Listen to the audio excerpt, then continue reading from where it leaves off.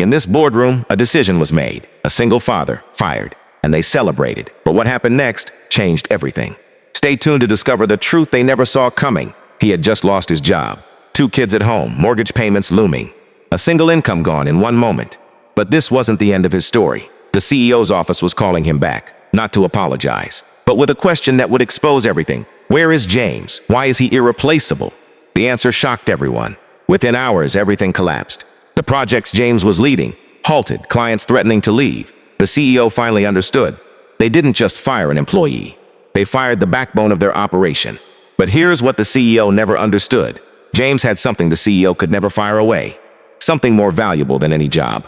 And it's exactly what you need to hear today. There's a moment in every company's history when a decision is made that will either define its future or destroy it. In the headquarters of a Fortune 500 tech company in Austin, Texas, that moment arrived on a cold Tuesday morning in November. What happened next is a story that challenges everything corporate America thinks it knows about success, value, and what it truly means to lead. James was 38 years old, worked his way up through the ranks of his company, and carried a responsibility that most of his colleagues couldn't fathom. He was a single father of 2 beautiful children, Emma, age 8, and Michael, age 10. Every morning, he woke up at 5:30 a.m. to prepare breakfast, help the kids get ready for school, and then drive them to their bus stop before heading to work. Every evening, he picked them up from aftercare at 5:45 p.m., helped with homework, made dinner, and tucked them in bed. On weekends, he worked part-time as a consultant to make sure he could save for their college funds and keep them in a safe neighborhood. James wasn't just an employee at his company. He was a living, breathing example of what sacrifice and dedication actually look like. At work, James was a senior operations manager overseeing 3 major projects worth a combined $18 million in revenue. He managed a team of 12 people, all of whom respected him deeply. Why? Because James never asked anyone to do something he wouldn't do himself. He stayed late to fix problems, arrived early to prevent them, and somehow, despite working 50-plus hours a week and being a full-time father, he maintained a reputation as the most reliable person in his department. His direct manager, Patricia Rodriguez, told anyone who would listen, "If James Turner left this company, we'd lose more than just a good manager. We'd lose institutional knowledge that can't be replaced." Those words would prove to be prophetic. Enter Richard Chambers, CEO, age 55, a man who had spent his entire career climbing the corporate ladder with impressive efficiency but decreasing humanity. He was the type of executive who viewed employees as line items on a balance sheet, replaceable cogs in a machine designed to generate quarterly profits. Richard had never worked as a single parent. He had never struggled to make ends meet. His entire perspective on business was built on the assumption that everyone was as privileged, as supported, and as unencumbered as he had been. In October, Richard decided the company needed to cut costs. The target, reduce operating expenses by 12% before year-end to meet shareholder expectations. The method, eliminate mid-level management positions. The reasoning, we can consolidate responsibilities. The younger managers are hungry and won't complain. Nobody told Richard that one of those mid-level managers was teaching his children about integrity, hard work, and compassion every single day. Nobody explained that James Turner's quiet leadership was holding together 3 multi-million-dollar projects. And nobody, not even HR, thought to question whether this decision made sense. On November 7th at 9:47 a.m., James was called to HR. He knew immediately something was wrong. In corporate America, surprise meetings with HR are rarely good news. He sat across from Susan Graham, the HR director, who had always been kind to him, who had always seemed to understand that her job was about people, not just policies. "James," Susan said, sliding the termination letter across the desk, "this is very difficult, but we've made the decision to eliminate your position effective today. You'll receive 2 weeks of severance, and your health insurance will extend through the end of the month. We're very grateful for your service." James stared at the letter for what felt like an eternity. 2 weeks of severance. His mortgage payment was $2,100. Childcare costs were $1,500 a month. He had exactly $8,400 in his savings account, and he had just lost his income. The mathematics of survival suddenly became terrifyingly clear. "Is there anything I can say that would change this decision?" James asked, his voice steady despite the panic rising in his chest. "I'm sorry, James. It's already been decided at the executive level. But I want you to know I advocated against this. I told them this was a mistake." James collected his personal items from his desk. Photos of Emma and Michael, a plant his team had given him for his birthday, his coffee mug that said "World's Best Dad" in imperfect letters drawn by his children. He walked out of the building at 11:23 a.m. on a Tuesday, and his life as he had known it changed forever. That same afternoon, in the executive conference room on the 35th floor, Richard Chambers stood before his senior leadership team and announced the cost-cutting measures with a tone of accomplishment. Eliminating these 47 positions will save us approximately $2.1 million annually, Richard announced, tapping his pen on the table. We're leaner, we're stronger, and we're positioned for aggressive Q4 performance.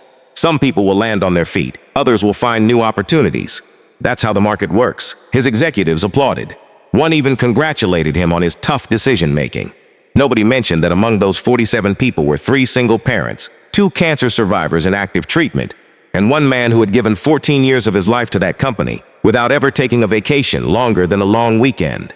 By 3:15 p.m. that same day, systems started failing. Project Alpha, a platform update for their largest client, Acme Financial Systems, had been supposed to launch in 3 days. James was the only person who had the complete architecture documentation in his head. He had written most of the original code 6 years earlier and had been the keeper of that institutional knowledge ever since. Overnight, the project was dead in the water. Project Beta, an API integration for a healthcare startup that was worth $4.2 million in annual revenue, had James handling all client communication. Within 6 hours, the client called asking why their dedicated project manager wasn't responding. When someone else tried to provide updates, the client realized they had no idea what they were talking about. Project Gamma, an emerging technology initiative James had pioneered, lost its entire technical direction when James's detailed implementation plans couldn't be located anywhere in the company system. Apparently, James had kept most of the critical information in folders on his personal computer. By 5 p.m., Richard's phone was ringing constantly. Clients were calling. Project managers were panicking. His chief financial officer was sending emails about catastrophic operational failures. The very cost savings he had celebrated just hours earlier were dissolving like ice in a furnace. At 5:43 p.m., Richard's assistant brought him a summary that made his face turn white. James Turner had been, either directly or indirectly, responsible for more than $18 million in active projects. His departure had created a knowledge vacuum that no amount of management reorganization could solve. Moreover, project documentation was incomplete. Client relationships were only maintained through his personal credibility. And the team he had managed was completely demoralized. Richard's first response was to blame someone. His chief operating officer, the department head, the HR director, anyone but himself. But his second response was more honest: get him back now, whatever it costs. At 6:17 p.m., James was at his kitchen table with Emma and Michael, helping them with their homework.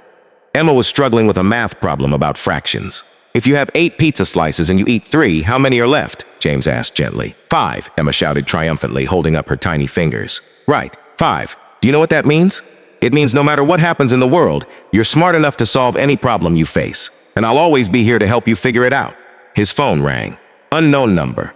James almost didn't answer it. Mr. Turner, this is Robert Chen from the CEO's office. We need to speak with you immediately. There's been a significant situation, and your expertise is critical to resolving it. Can you come back into the office tonight? James felt a surge of mixed emotions. Relief that they needed him. Anger at their callousness. But also something else. Clarity. He looked at Emma, who was waiting for his attention, and he made a decision that would define his character forever. I appreciate the call, Robert, but I'm not coming back tonight. I'm here with my children, and that's where I'm staying. If the company needs me, really needs me, not just for crisis management, but for a permanent role with appropriate compensation and respect for my situation as a father, then we can discuss that tomorrow morning. I'm not available to be rescued when it's convenient for the company, while being expendable when it's convenient for the CEO. That conversation ends here on my terms, or it doesn't happen at all. He hung up the phone. Michael looked up from his homework. Dad, what was that about? It's about knowing your worth, son. About never letting anyone treat you as if you're disposable. And about understanding that your family will always matter more than any job.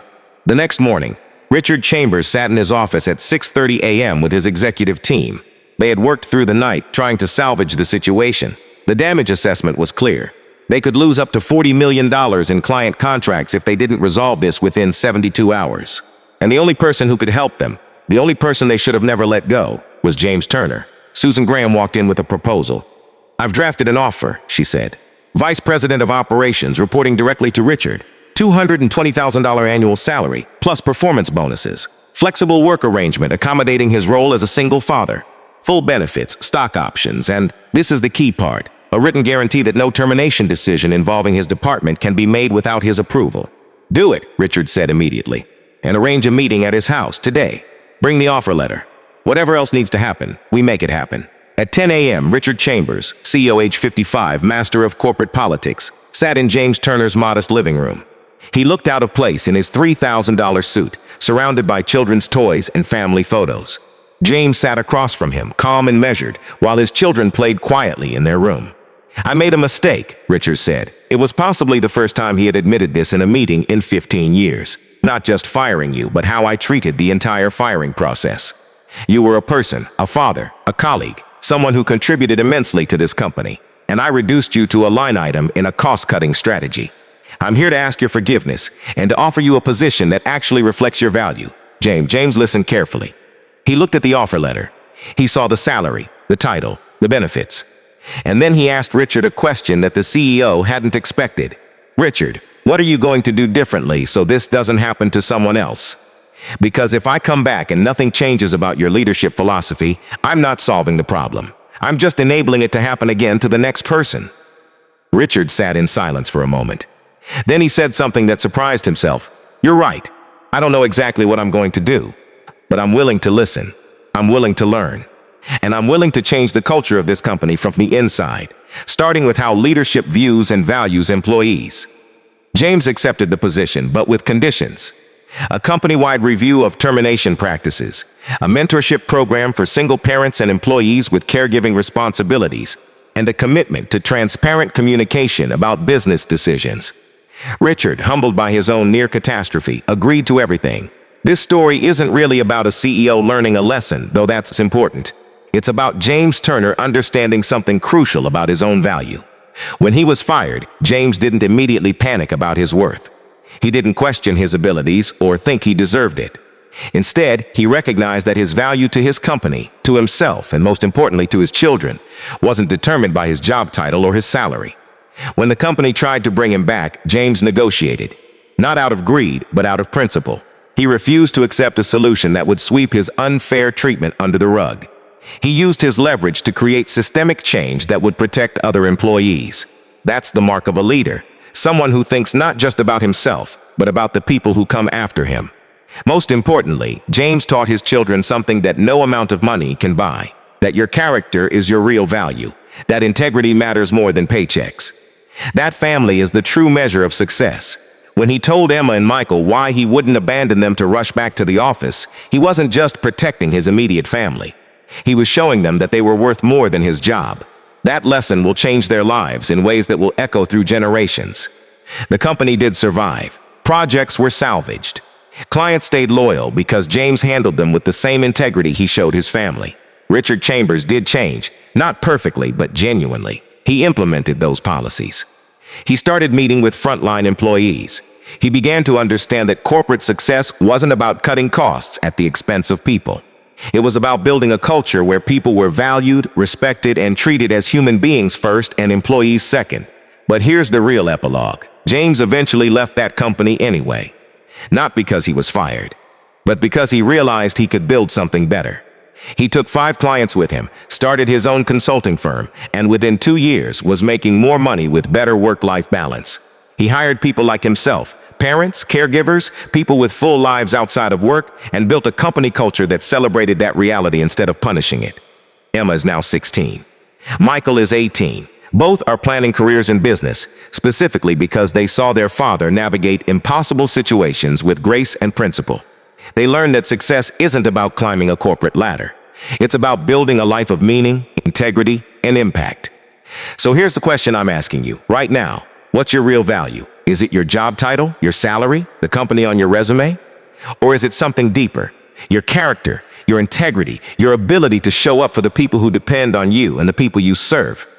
Because if you've been taught to believe that your worth is determined by your employer, I'm here to tell you that's a lie.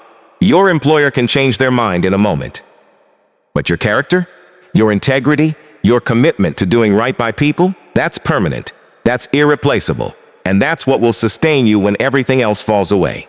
Like this video if you're done letting other people define your value. Subscribe if you want to hear more stories about people who refuse to play by corporate rules and won anyway. And leave a comment about a time when you realized your worth was more than your work.